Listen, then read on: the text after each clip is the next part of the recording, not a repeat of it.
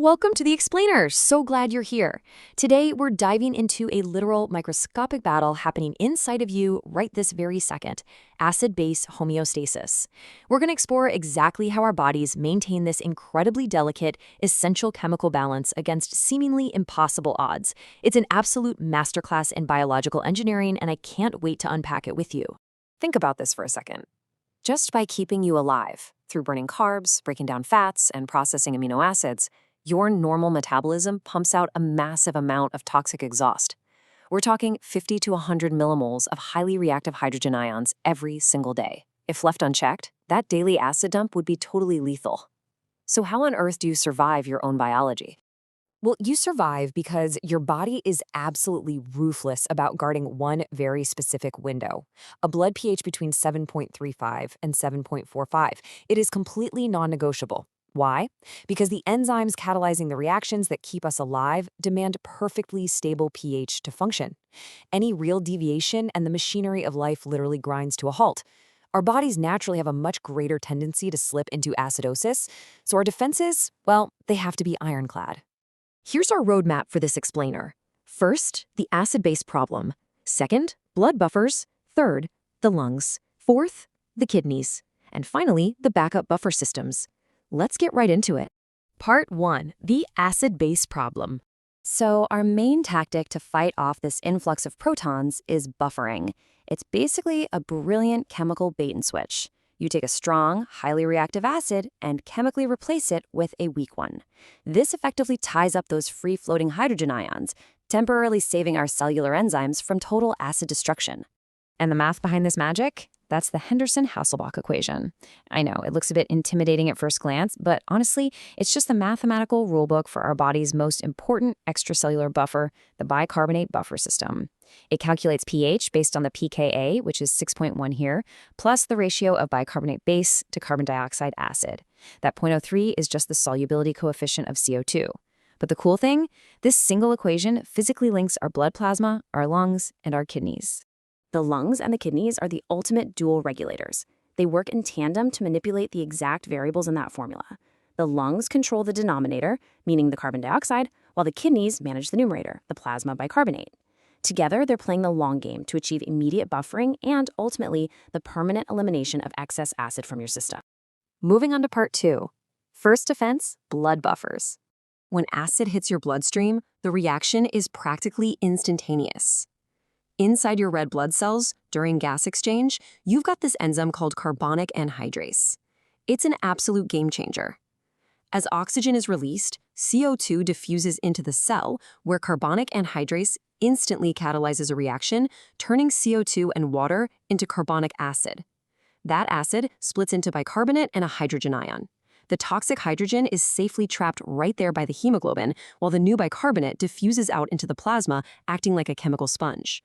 It all happens in fractions of a second. Which brings us to part 3, second defense, the lungs. Now, buffering is great, but it's really just hiding the acid. It's still in there. So receptors in your brainstem constantly monitor your levels, aiming to keep your PCO2 right around 5.3 kilopascals. If metabolic acid builds up, your breathing rate spikes to blow off more CO2. It's an immediate, massive response. But here's the catch. It's incomplete. Your lungs can only exhale CO2. They cannot physically excrete the solid, fixed acids produced by your metabolism. For that heavy lifting, we need the renal system. And that is part 4, ultimate regulators, the kidneys. To permanently get rid of those hydrogen ions, the kidneys step up with 2 main mechanisms. First up is bicarbonate reclamation. See, as blood filters through the kidneys, about 25 millimoles per liter of precious bicarbonate base gets filtered into the tubule fluid. We literally cannot afford to lose this. So the proximal tubule cells aggressively reclaim basically 100% of it, just to maintain our steady state. Let's break down how elegant this recycling program actually is. Step 1, a sodium ion from the fluid is swapped for a hydrogen ion from the cell. Step 2, that secreted hydrogen meets the filtered bicarbonate to form carbonic acid. Step 3, our old friend carbonic anhydrase breaks it down into water and CO2. And finally, step 4, that CO2 effortlessly diffuses right back into the tubule cell where the whole cycle runs in reverse, putting the bicarbonate safely back into the blood.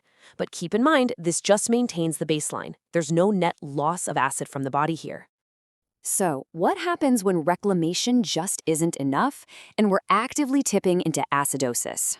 The kidneys shift gears into bicarbonate generation.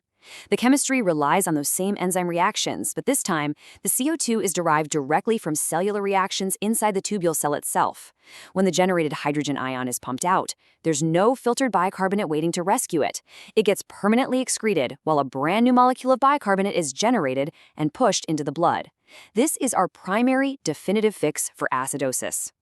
Part 5. Backup buffer systems. Okay, but what if the primary systems are overwhelmed and the acid assault just won't stop? In order for the kidney to keep pumping acid into the urine, there have to be buffers in the fluid to catch it. At a pH lower than 7.4, the body turns to the phosphate buffer system. And this is wild. In an acid crisis, the concentration of phosphate can jump 20-fold. Where is it coming from? The body will literally mobilize phosphate directly from your bony skeleton just to fight the acid in your kidneys. Talk about desperate measures, right? But even this has a hard limit. Once the luminal fluid drops below a pH of 5.5, the phosphate is totally tapped out. When we hit that critical 5.5 threshold, the body deploys its absolute final line of defense, the ammonia buffer system. The tubular cells actively start breaking down an amino acid called glutamine into glutamate.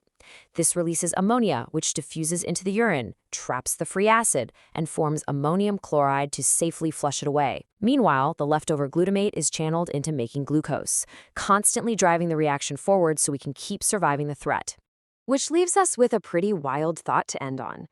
Knowing that you produce lethal amounts of acid every single day, and seeing the unbelievable lengths your body goes to, from instantly swapping ions in your blood to literally dissolving your own skeleton for phosphate to converting amino acids into ammonia, it kind of makes you wonder, right?